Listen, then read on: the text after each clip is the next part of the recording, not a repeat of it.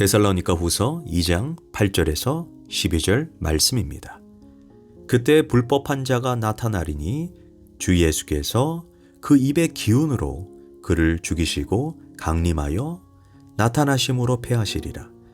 악한 자의 나타남은 사탄의 활동을 따라 모든 능력과 표적과 거짓 기적과 불의의 모든 속임으로 멸망하는 자들에게 있으리니 이는 그들이 진리의 사랑을 받지 아니하여 구원함을 받지 못함이라.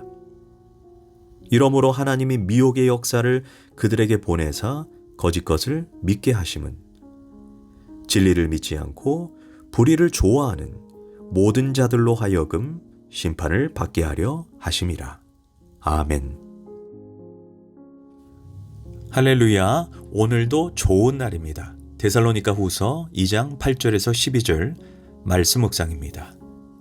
오늘은 불법의 사람이 하는 만행이라는 제목으로 말씀을 나누도록 하겠습니다.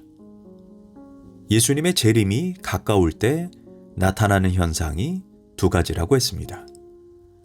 먼저는 신앙인들의 대대적인 배교와 그 배교를 주도하는 불법의 사람이 등장한다고 했습니다. 오늘은 불법의 사람이 나타날 때 그가 어떤 일을 할지 살펴보도록 하겠습니다. 9절과 10절입니다. 악한 자의 나타남은 사탄의 활동을 따라 모든 능력과 표적과 거짓 기적과 불의의 모든 속임으로 멸망하는 자들에게 있으리니 즉 악한 자인 불법의 사람은 사탄이 주는 권능과 능력을 받아서 놀라운 표적을 행한다는 것입니다. 이 불법의 사람에 대해서 요한계시록 13장에 구체적으로 나와 있습니다. 요한계시록 13장에서는 두 종류의 짐승이 등장합니다. 하나는 물 가운데서 나오고 하나는 땅에서 일어나는데 두 짐승의 공통점은 마귀로부터 힘을 얻는다는 것입니다. 이 두 짐승은 쉽게 말해 적그리스도의 특징을 보여줍니다. 먼저 물 가운데 올라오는 짐승은 막강한 힘과 권세를 가지고 교회와 성도들을 공개적으로, 조직적으로 박해하는 권세를 상징하는 적그리스도입니다. 이는 마지막 때에 엄청난 박해가 있을 것을 암시해주고 있는 것입니다. 그런가 하면 땅에서 올라온 짐승은 하나님의 백성들을 미혹으로 유혹합니다. 이 짐승은 사탄으로부터 권능과 힘을 받아 마치 예수님처럼 표적과 기사, 이적을 행하여 수많은 사람을 미혹합니다.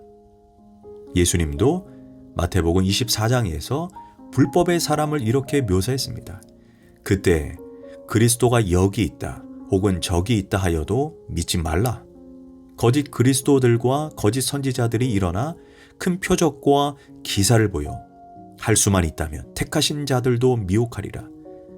즉 그들은 나 적그리스도요 하고 명찰을 달고 오는 것이 아닌 예수님처럼 흉내내고 멋진 모습으로 위장한다는 것입니다. 그래서 분별하기가 쉽지 않다는 것입니다. 그렇다면 우리는 무엇을 통해 분별할 수 있을까요? 예수님은 그들이 보여주는 열매를 보라고 말했습니다. 오늘 본문 9절과 10절에서도 그들이 맺는 열매를 가리켜 모든 능력과 표적과 거짓 기적과 불의의 모든 속임으로라고 했습니다. 처음에는 예수님과 비슷해 보이지만 그들이 맺는 최종 열매는 거짓과 불의와 속임수입니다. 참된 하나님의 종들이 보여주는 권능은 그 마지막이 하나님을 영화롭게 하고 예수님을 높입니다. 더 나아가 우리가 참된 진리를 사모하게 하고 이웃을 사랑하고 섬기고 희생하게 합니다. 반면 마귀로부터 힘과 권능을 얻은 이 짐승들은 처음은 아름다운 모습처럼 보이지만 최종적으로 마지막으로 자기를 높이고 심지어 모든 신보다 자기를 높입니다. 또한 욕망을 추구하고 자기 탐욕과 쾌락을 정당화합니다. 문제는 이들이 아주 교활하고 교묘하게 우리를 속여 나도 모르게 미혹되는 것입니다. 분명 이들은 성경에서 악이고 죄라고 하는 것을 감히 죄라고 부르지 못하게 하고 그것이 정당한 권리라고 말합니다. 여러분 그거 아십니까? 동성애자가 자신을 동성애자라고 부르지 않습니다. 성소수자라고 부릅니다. 사실 교회는 역사적으로 한 번도 소수자를 소수이기 때문에 무시한 적이 없습니다. 교회는 힘 있는 자들에게 아첨하거나 힘을 가진 자들 편에 서서 일하지 않았습니다.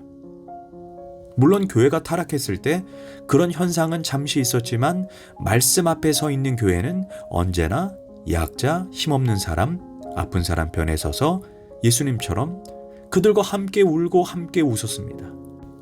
문제는 동성애자들을 성소수자라는 이름으로 바꾸어 놓으니까 그 일을 반대할 때 소수자를 반대하는 거대한 교회라는 개념이 되어버리는 것입니다. 그런데 착각해서는 안 됩니다. 우리는 성소수자를 반대하는 것이 아닙니다. 하나님의 순리로 만들어 놓으신 것을 영리로 바꾸는 죄 그 자체를 반대하는 것입니다. 우리는 그분들을 위해 언제나 교회 문을 활짝 열어놓고 맞이해 주어야 합니다. 우리가 반대하는 것은 소수와 다수의 논리가 아닌 성경에서 말하는 죄 그 자체를 반대하는 것입니다. 우리는 아무리 소수라도 죄를 반대하는 것입니다. 그 반대로 아무리 다수라도 그것이 죄라면 목에 칼이 들어와도 그 행위를 반대하는 것입니다. 그러나 우리가 잊지 말아야 하는 것은 교회는 힘의 논리로 누군가를 굴복시키는 공동체가 아닙니다. 교회는 그들을 사랑으로 기다려 주어야 합니다. 그러나 그들의 잘못된 행위가 죄라는 것을 반드시 깨닫도록 도와주어야 합니다. 성경이 그렇게 말하고 있기 때문입니다. 고린도전서 6장 9절에서 여러분은 불의한 사람이 하나님의 나라를 상속받지 못한다는 것을 알지 못합니까? 음행하는 자나 우상을 숭배하는 자나 간음하는 사람이나 남창이나 동성연애하는 사람이나 도둑이나 이런 사람은 하나님의 나라를 상속받지 못할 것입니다. 문제는 이 시대가 성경에서 죄라고 말하는 것을 죄라고 말하지 못하는 시대가 되었습니다. 죄를 자꾸 포장해서 소수인권, 휴머니즘, 인간의 권리, 인간의 존엄성이라고 말합니다. 아니, 죄를 죄라고 말하지 않는데 누가 회개를 하겠습니까? 이 뒤에 불법의 사람이 나타남을 예비하고 있는 시대의 악한 흐름을 우리가 볼 수 있어야 합니다. 무엇보다 정신을 바짝 차리고 우리가 살아가는 이 시대에 얼마나 많은 거짓과 불의와 속임이 일어나고 있는지 성경의 근거에서 분별해야 합니다. 이제 마지막으로 바울은 마지막 때에 불법하는 자, 적그리스도에게 속아 넘어가서 최후의 심판을 받는 자들의 세 가지 특징을 말해주고 있습니다. 첫 번째, 그들은 진리와 사랑을 거절하는 자들입니다. 10절입니다. 이는 그들이 진리와 사랑을 받지 아니하여 구원함을 받지 못함이라. 여기에서 진리의 사랑을 받지 못한다는 것은 교회를 다니지만 진리를 깨닫지 못하면서 다니는 명목상의 성도를 의미합니다.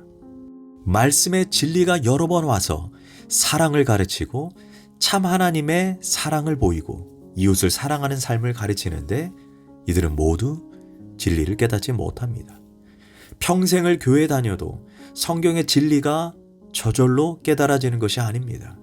성령께서 우리의 영적인 눈을 열어주고 진리의 말씀이 깨달아질 때 우리의 생각이 바뀌고 인격이 바뀌고 언어가 바뀌게 되는 것입니다. 더 나아가 우리의 삶이 변화되는 것입니다. 성령의 역사와 조명이 없이 막연한 종교 생활을 하고 있다면 결국 미혹을 받을 것이고 자기도 모르게 진리와 사랑을 거절하여 구원이 불가능해지는 것입니다. 두 번째가 거짓된 것을 믿는 자들입니다.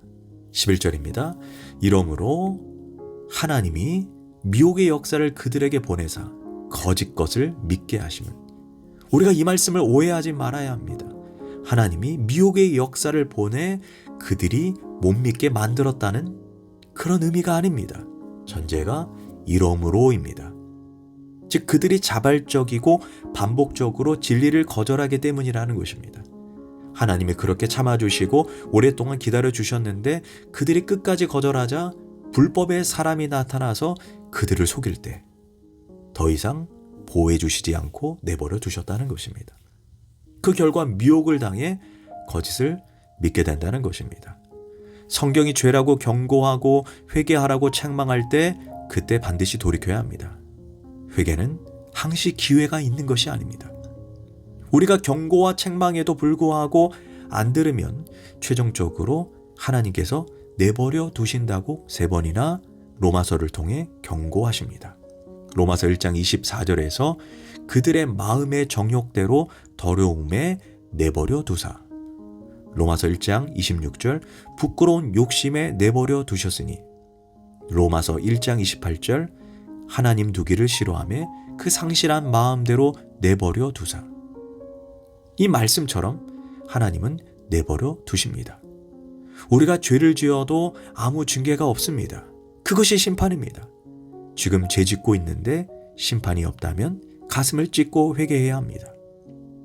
마지막으로 심판과 멸망을 받는 자들입니다.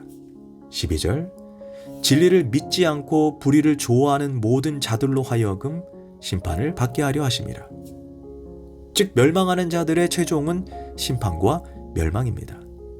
이 시대는 절대가치, 절대기준을 잃어버린 시대입니다. 우리가 세상으로부터 멸망당하지 않기 위해 우리는 세상적 가치관, 시대정신, 다수의 의견이 아닙니다. 우리의 가치관은 늘 절대기준, 절대가치관인 성경에 근거하여 세상과 구별해서 살아야 합니다. 그래야 주님이 재림하실 때 우리는 불법의 사람에게 우리의 인생이 도둑질당하지 않게 되는 것입니다. 기도하겠습니다.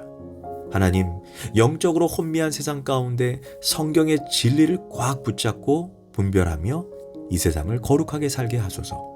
예수님의 이름으로 기도합니다. 아멘.